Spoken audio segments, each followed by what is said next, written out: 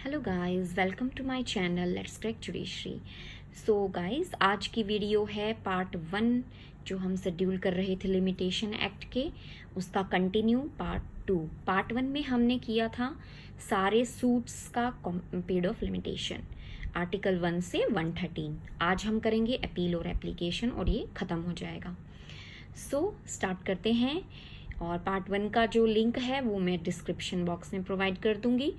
और गाइस, मैंने राजस्थान की सीरीज़ भी स्टार्ट की है, अगर आप इंटरेस्टेड हैं तो प्लीज़, मैंने जो नया इनकॉर्पोरेट एक्ट है वो लिया है और उसका भी मैं लिंक दे दूंगी, आप उसे ज़रूर देखिएगा, आपको समझ में आएगा। ओके, सो आगे स्टार्ट करते हैं अपील से। सेकंड डिवीजन में है अपील। आर्टिकल 114 से लेके 117 डील करते हैं अपील से। एक्विटल का जो ऑर्डर है उसकी अपील करनी है तो 90 और 30 डेज का टाइम है। ध्यान रखना, सीआरपीसी ये 1898 से डील करता है, 1973 यानी कि जो हम पढ़ रहे हैं उनसे नहीं।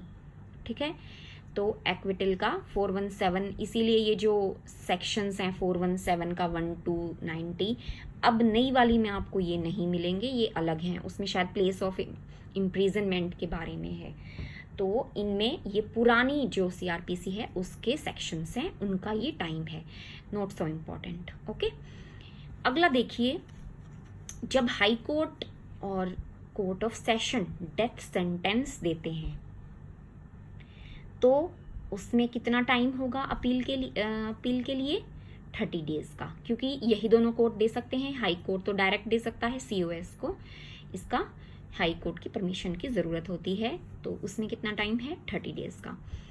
उसके बाद है थर्ड, एनी अदर सेंटेंस और ऑर्डर। एक्विटल का ऑर्डर ना हो के कोई और सेंटेंस ऑर्डर है, यानी कि कन्विक्ट कर दिया है आपको, तब आप करते हैं तो हाई कोर्ट में 60 डेज का है, दूसरी कोर्ट्स में 30 डेज का है। आप ऐसे भी याद कर सकते हैं, हाई कोर्ट में थोड़ा ज़्यादा टाइम दे रहे हैं और दूसरी कोर्ट में 30 डेज का, आपको थोड़ा सा याद करने में आसानी हो जाएगी।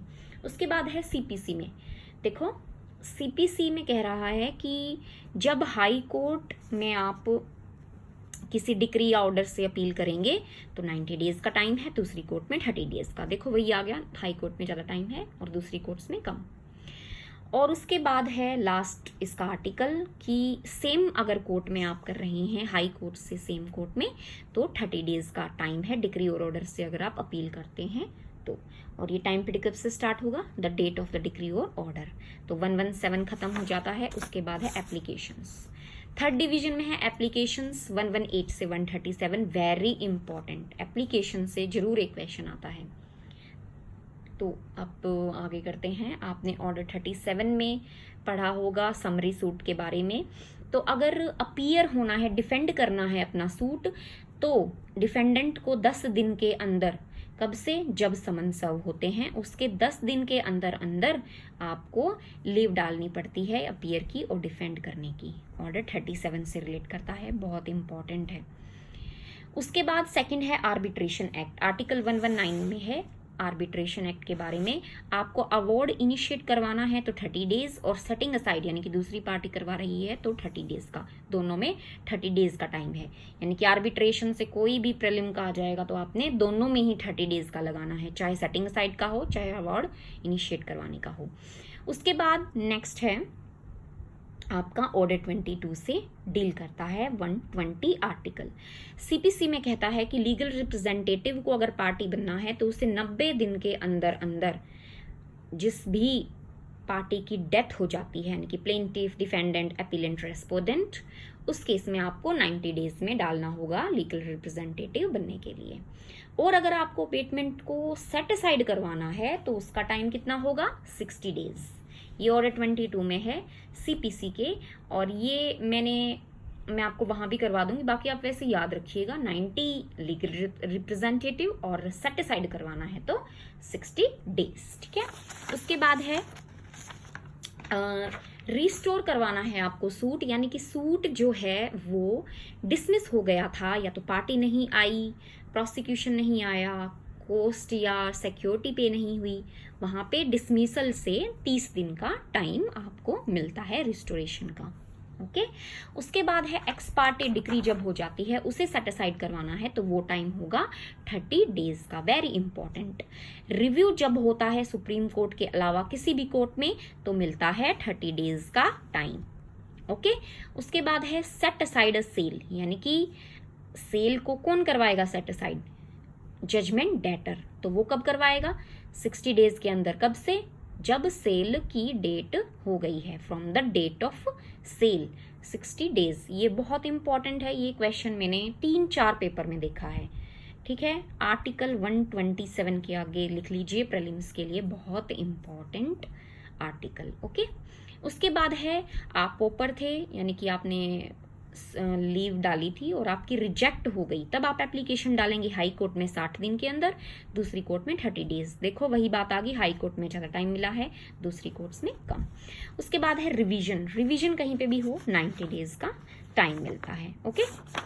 उसके बाद है हाई कोर्ट में डालना for appeal to supreme court, यानी कि आपको सर्टिफिकेट ऑफ फिटनेस चाहिए। ये आर्टिकल 132(3)(4) कॉन्स्टिट्यूशन से डील करता है। ओके। तो आपने डालनी कहाँ पे है? हाई कोर्ट में, कि मुझे सुप्रीम कोर्ट में अपील डालनी है और मुझे सर्टिफिकेट ऑफ फिटनेस का दे दिया जाए। तो वो कितने दिन में होगा? 60 डेज में।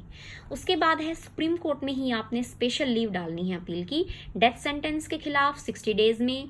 अगर हाई कोर्ट ने वो अपील रिफ्यूज कर दी थी कोई भी, तो 60 डेज का आप सुप्रीम कोर्ट में डालेंगे, और दूसरा अगर केस है तो 90 डेज का। ओके।